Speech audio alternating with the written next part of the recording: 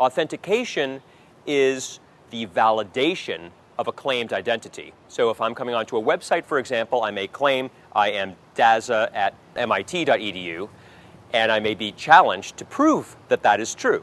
So I have a username and maybe a password, maybe a thumbprint biometric token, maybe I will have to do some kind of knowledge-based challenge. What's my mother's maiden name? There's many ways to authenticate identity. Take, for example, your signature, a key way that people identify themselves as part of the process of agreeing to terms of a contract.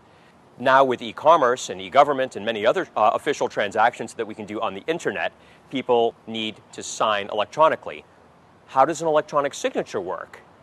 How do we know that it's Dazza Greenwood who actually signed? The way I think about identity and identity management is always with reference to the risk factor. So if you're a bank and you have an online banking system, the risks are that somebody will improperly access an account, obtain funds, and abscond with those funds. The risk profile that you have in the public sector is extremely different than in other settings. So it's more about the integrity of public processes and public programs and not about financial risk. I mean, if you had a very small failure rate, but it hit disproportionately in inner city communities or created, a lack of trust or a lack of confidence in the government, then, in my mind, we had a higher bar that we had to meet than a business, which merely had to ensure that it wasn't going to cause a significant financial loss.